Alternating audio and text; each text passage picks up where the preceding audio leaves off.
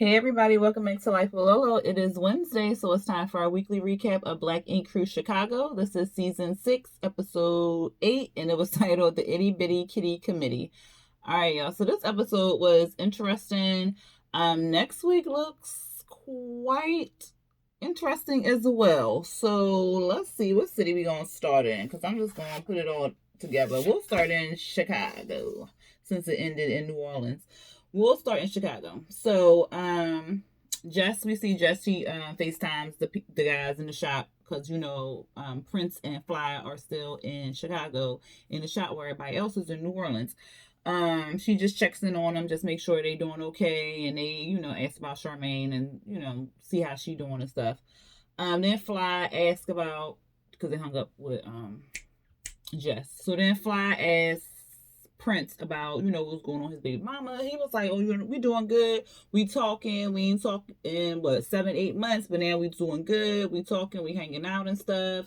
And he was like, "We on a good path or whatever." And so I think Fly asked him about the court and stuff because what's going on with that. He was like, "Well, man, I don't know if I want to tell her because that's what broke us up in the first place. Me going to court, me going to jail and stuff like that."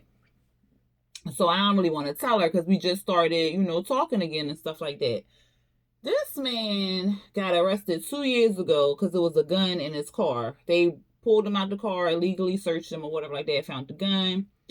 He was bonded out like 2 days later or 2 weeks later, something like that. And he been waiting for a new court date for 2 years. 2 years. So now it's coming up like this week or whatever for him to go to court to see what the judge is going to say. He's saying that his lawyer got high hopes for the case to get thrown out because it was an illegal search. So, he banking on that, but he don't really want to tell the baby mama until he get more information. I'm like, no, that's not the right move. You need to tell her ahead of time because then she gonna think you kicking game and stuff. Like, just let her know. Like, look, remember that case I had got? I went to jail for about 2 weeks. I got out. You wasn't there. Blah blah blah. Well, I've been waiting for this new court date, this new court hearing and stuff like that for 2 years. So that's coming up. I'm not sure what's going on. This is what my lawyer say. You want to come there with me? Something like involve her in it so she can see that you're not full of shit. But he don't want to do that. So whatever. Then we see. Well, we'll just stick with them. So then we see him and he in the candy store with his baby mama and stuff like that. Him, his son and everything. They all cute. Well, not the candy store. It's like a restaurant. I can't remember what it's called. But they serve like the big drinks and they got the candy in there too. So they in there, they talking and she like, "Oh, I'm so proud of you. You doing better. You doing good. And you staying out of trouble and stuff." And he eating it up and he like, "Yeah, I'm glad we working on this and whatever." And they talking to the baby and then he called her his girlfriend. She was like, "Oh, I'm your girlfriend now," whatever. He was like, "Yeah, And so they throwing back "I love you" and all this stuff back and forth. It was real cute, a real cute moment. I think right there he should have said something. It was a cute moment. They was already talking about how he stayed out of trouble and he could have brought it up, but he said he didn't want to mess up the moment or whatever. Okay. So then we see he in the lawyer's office, and she like, "Well, this is what, she running it down. This is what you was charged with. This is how much it can put you in jail for." So it was like a gun in the car. That could be 2 to 5 years or something. Then the serial number was filed down on the gun. So that was like another 3 to 5 years or something like that.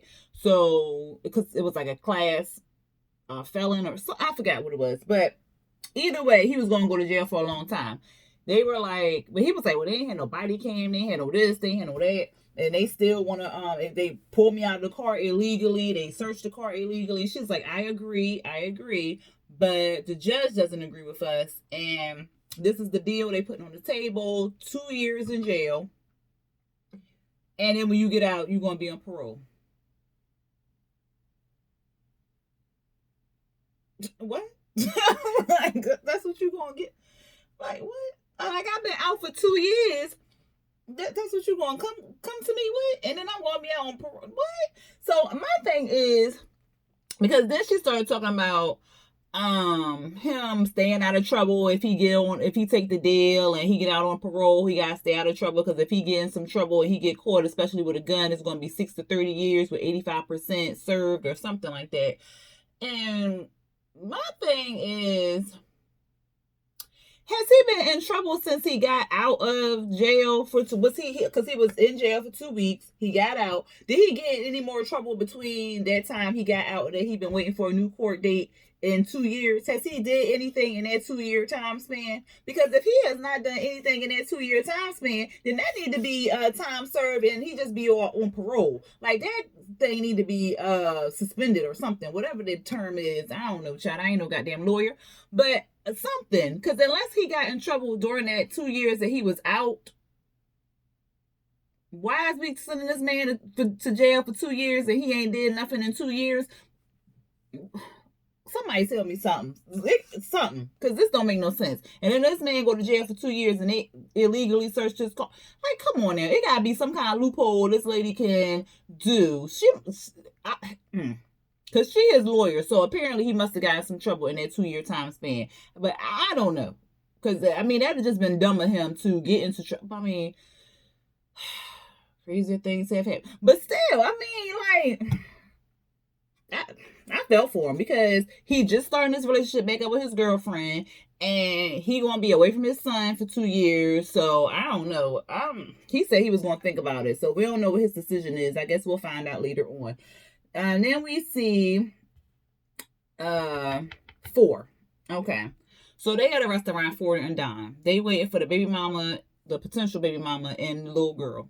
So they show up, and Don was pretty much like, look, you just need to get this test done or whatever like that. And Ford was like, I know, man, I know, but Ford, he's just all on this sappy stuff. I was agreeing with Don the whole time. Don is like, look, I understand you being all sentimental and whatnot, but you need to just get this test done, okay? So the baby mama and the little girl come in there. They sit down, they say hi and stuff like that. You could tell the baby mama already got an attitude straight from the jump. Don ain't playing no games, so he just want to get down to the bottom of it, because he was like, it don't make no damn sense. Like, why it take you 17 years to tell my man that my brother that he might got a kid? This don't mean. She was like, well, you need to mind your business. I don't even know why you in the business anyway. And he was just like, well, I'm here for my brother. I'm supporting my brother, but I ain't even come down here why is he talking? Like, I don't understand why he's talking. And so they just like, oh my God, like, come on now, whatever. So Don like, here go the test. Let's go and do it. Oh, that's what we doing? Oh, that's what y'all doing today? Like, what? And so Don pulled out the swab and he was like, here you go, sweet. I know she be handing that over there to my daughter. I was like, oh my God. So she got this whole attitude, right? So then she get up and leave. She go outside. And Don like see her attitude, and then the little girl, she was like, Mom, you supposed to be proving them wrong. Like, you supposed to stand up and stuff like that. She was like, you need to shut up, little girl, and shut up that mouth and stay in a child's place. First of all, you taking her out of a child's place by putting her in this foolery because you ain't tell her that her dad, who her dad might be, and you held on to this secret 17 years. So don't be telling that little girl to shut the F up and to stay in a child's place, because if you wanted her to stay in the child's place, then you would have not told her all this foolery. You wouldn't have brought her in here like this. You would have got this damn shit done when she was a damn baby, okay? You would have got this done when she was a baby. So I ain't like that part. She talking to that little girl like that, and that little girl just telling the truth. So anyway, Don, like, her attitude and the way she acting, just showed me right there that she ain't confident and that she full of shit. Like, this don't make no sense. Like, all this other stuff. So then the producers, they talking to her, and they like, well, you gonna go in there and, just get the swab. Oh, so that's what y'all had all along? That's what y'all had planned? Y'all ain't about to be having no paternity test all in no restaurant and nothing like that. And I'm like, handing my daughter nothing. This is not what I signed up for. So I was like, She's telling on herself. So then she go walk away, dying. He's still in there like, yeah, see, this ain't it. She was 100% sure if this was her kid, she'd have snatched the thing out of my hand and swabbed her own damn mouth. I was like, you right, Don. You was right. So another producer go over there and talk to the mama, and she like, look, this is a real DNA test. We gonna mail this off, get real results. Like, you need to go in there and just do it or whatever. So 20 minutes later, she walk in there. And they like, she gonna come in here and do it or whatever like that. She upset that you doing it in a restaurant, but you know, we gonna do it. Cause she was all like, we could have did this at home. We ain't had to do this in no restaurant. First of all, if you want to do it at home, you would have did it at home. Who cares if it's a restaurant? Ain't nobody paying y'all no attention. I mean, they wasn't at first, but then you made it all a spectacle by stomping out and all this other stuff. Like, too much. So then they swab each other's mouth. They put it in a little envelope, and they kind of walk out or whatever like that. So, I guess we're gonna find out. Ford said it's gonna take 2 weeks for the test to come back. So he waiting on that or whatever. So in the meantime, he was tattooing some man's daughter on his arm or whatever. I was just like, oh, okay. So that's pretty much it for Chicago. Then we in New Orleans, and it opened up with Kit and Ryan. They had some po' boy place, and Ryan ordering alligator. Kit just happy she getting a drink or whatever. And they go outside, they start talking, and because Ryan still got the house for a few days, so they just want to kick it for a little bit. What happened? Oh, so for the people in the back, Ryan keeps saying that they're just friends and all this other stuff, and he ain't do nothing. He ain't know that Kit was going to be down there, or he not the reason she down there. She came down there for Charmaine and stuff like that. I was like, all right, whatever, Ryan. So Kit was like, it was an emotional day. She just happy she around friends, and because she's saying that New York was a mess, that she got fired on her day off, that they just a bunch of drunks and a mess, and F them and all this other stuff, child. She was just talking mad shit. And then she was like, she'd rather live in a cardboard box than hang around with them or being around them. I said, okay. Oh, and then so Ryan was asking, like, well, what you do to chase your friends? She was like, they ain't my friends or whatever. I ain't chased them off. And he was like, well, why would they do all that because of a rumor and stuff? Like, is you dating him? She was like, I'm not dating him. I don't even know what he's talking about or whatever. And then so Ryan was like, well, yeah, I don't think C's would mind if we was friends. Or he said this in his confessional. He was like, I don't think he would mind if me and Kit was friends. I mean, you know, because, well, you know what I mean? They just friends or whatever. I was just like, he just putting it all out there in the atmosphere that he want to smash. Like, he not making it no secret. Like, come on. But anyway, they was just throwing around a whole lot of maybes, because she was like, well, Charmaine offered me a position there, so maybe I'll take it. And he was like, well, if you move here, you gonna have a lot of friends, so you know. So I was just like, come on now. She obviously gonna take the job. You could tell from that. We see Dre and Justin Plug, they chatting and drinking in the kitchen, and they talking about, you know, different stuff. And then they got on Kit and Ryan, and they was just like, somebody was like, what's it, Jess? She was like, oh yeah, they just friends or whatever and whatever. And Dre was like, okay. So then Jess was like, well, Charmaine had offered her a position at Second City or whatever. And so they was like, what's she gonna be doing? What did she do in New York? And so Jess was trying to think about it, and then Dre was like, bitch, you don't even know. Stop trying. Like, stop thinking. Girl, you don't even know. And for real, I don't even know. What did she do? Did she like, I know she was a brand ambassador. So like when she was just playing in events and stuff like that, Second City don't really, well, I guess they could use like an event manager or planner or something like that. I don't know. I really don't know. And I'm not trying to be funny or nothing like that, because I like Kit, but sometimes I don't like Kit, because she do be acting like she better. She be having that energy like she better than people, even though she seem like she can be down to earth when she get to know people. But then before she get to know you, she do seem like she a little bit better than you or whatever. Because that's how she came onto Black Ink Crew, New York, and then she was kind of easing her way into it. So, and she doing the same thing that she did in New York here in Chicago. Then we see, okay, then we see them, they getting ready to go on Bourbon Street and stuff. And I was like, oh, Drea, you wearing the wrong shoes. So she had on these cute little heels. But I was like, girl, it's going to be a lot of walking. So I hope she switched to sneakers. And then we saw later that she did switch to sneakers. Because I was like, girl, you ain't going to get a block in them damn heels. But they was like, oh, we all excited. Ryan over there yawning in the corner. Kit over there like, well, I mean, we can do whatever or whatever.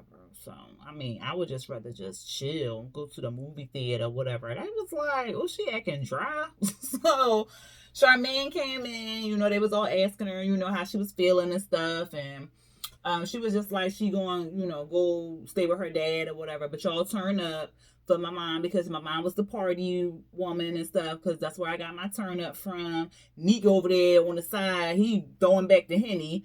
And they just, you know, cheers up. And then they went on out to Bourbon Street. Jess. I like you, Jess. But she was team too much on Bourbon Street. And I don't know if that's how they edited. All right, if it was a lot of her, but she was a hot mess. She was all over the place. And Kit was not impressed. Like, she was just like looking at her like, really, bitch? Like, this is what we do? Because Jess was just drinking. Like, she was having a good time. She was enjoying the atmosphere. She was just having a good time. And she was just throwing it back. At one point, Drea was like, what's Bourbon Street all? What about? And they was like, you know, if you got beads, you tell people to show them the boobs, and then you throw beads at them and stuff like that. Drea all loud, show me your titties. I was like, girl, what? She had not one bead. And then it's just like, So then over here on the sideline, Jess got a breast all out. She's talking my breasts is all over the place. And then she got them all on Ryan. Ryan ain't seen the mind because he was over there giggling and laughing with her. But Kit giving her the side eye because, you know, that's her, not her man. So, she was just not feeling it. So she was pretty much like, all right, I'm done. I'm over it. Let's go. Because she was like, in the beginning, she was like, oh, it's cute. She, you know, having a good time. I don't know if it's Bourbon Street or whatever, because Jess was laughing with different people, you know, socializing and stuff. And then she was like, well, you know, it was cute in the beginning, but now it ain't so cute or whatever. And then at the end, she's just like, all right, look, I'm ready to go. Come on, let's go. Who got the car? And so then she said something to Ryan. And then she was like, well, I'm letting you know because we cool or whatever like that. But Jess is, and then it just kind of cut off. I don't know what else she said, but it was like, boop, boop, boop, or whatever. So she's not really feeling Jess. Her and Ryan go off in their own separate car, and Ryan was like, where we going? She was like, to my hotel. So the next morning, Drea, Plug, and Jess, they, you know, hung over or whatever. Plug jumping down the steps, child. He ready for round 2. He is a pro at this, okay? So they about to make breakfast, and they like, well, where Ryan at? Where he at? And of course, he coming in doing the walk of shame, but he don't care. But he talking about he went to the casino and he was just having a good time. He ain't telling on his business, so it's out for speculation what happened. Drea, like, for somebody who don't wanna fall into what the rumors are saying in the blogs, is not really doing a good job. And I agree, because like, you throwing out all these innuendos like y'all did something. Like, did you or did you not? Like, come on now. But what happened next? Oh, so then we see Charmaine and Kit. They at the some restaurant, child. And Charmaine, she look rough. She look like she ain't sleep. She got everything going on. And she on the phone. She coming in. She talking. And Kit in her confessional, like, whatever Charmaine need, I'm there for her. I got her back. Blah blah blah. And so Charmaine sit down with her, and Charmaine running down like, she got this, I got this to do, I got that to do, whatever. And Kit was like, well, you know, you did give me that offer to come down to Second City, or not come down, go up to Second City. So I'm gonna take you up on your offer. Charmaine like, oh my God, yes, thank you, because I got so much stuff to do. I gotta get this website up. I gotta get this together. I gotta make sure everything going well in the shop. I gotta do this. I gotta do that. And I'm thinking the whole time, like, ain't those things you should delegate to your partner? Like, if your partner, like, you got a partner, like, her and Jess went into this like 50-50. I'm not 100% sure what percentage they went in on it, but it seemed in the beginning they went in on it like equal shares or whatever. So why isn't this stuff she's talking to Jess with? Like, I understand this is her friend, and she may not be thinking clearly because of everything that's going on. So I'm giving her a pass on a lot of stuff because, she just lost her mom, so she's not really thinking clearly. However, like, you got all this stuff going on at the shop. These are stuff that you should talk to Jess about because she owns the shop with you. Not saying that you can't talk or bring somebody else in, but you need to really talk to your partner before you move somebody else in. So I really didn't agree with Charmaine with her hiring Kit and not talking to Jess about it, or not even delegating stuff to Jess. Like, look, Jess, I gotta get this website up, I gotta get this done, this done, this done. My mom just passed. I'm sure Jess would have been like, girl, no problem, I got it. Let me jot this down, let me do this. I'm sure like she would have did that because it's her business too. So if it's not done, then she suffers as well. So, but she hired Kit. She told Kit that she just take everything. You don't even have to. She was talking. Oh my God. She told her, you don't even have to call me on decisions. You just do it. I said, see, no. That ain't what we do. That is not what we do. Then we see Don. He called Ryan, just to check up or whatever. So then Ryan told him, he was like, yeah, the repass. Danielle was there, Kit, Ariel, and Kat. And he was like, it was all women I had, what did he say? Something about support group or something like that. I was like, he slept with Danielle. I ain't know. Did he? Did he sleep with Danielle? He might know. But anyway, then they was just chatting it up or whatever. And Don was basically like, we got your back. That wasn't really important, but I thought I would add it in there. So then at the end, they all at Cafe Du Monde, where the beignets is at. They are so good, y'all. If y'all ain't never had one before, they are delicious. But they put a lot of powdered sugar on there. A lot. So be prepared, okay? You will be covered in powdered sugar, like a lot. So they talking and stuff. They just chatting it up because it's their last night and stuff. So they just chatting, they laughing and stuff. So then Kit tells them that she will be coming to the shop to work. And Plug was like, well, what you gonna be doing there? And she was like, I'm gonna be managing. So I'm here to just, feel everybody out, get a feel for y'all, see if everybody's doing their job, if they not doing their job right or whatever. No, to see if they doing their job. Something she said about, she's put Charmaine's name in there, like doing making the shop the way Charmaine wanted. Something she said. And if they not doing it, then they got to go. I'm whip them in shape or whatever. And I was like, what? I'm like, what? What? So just sitting there looking like, what? Like, but I own the shop with Charmaine as well. And then I think Kit said, well, I don't think that's law. Or written in law or something. I think she said. So I was like, what?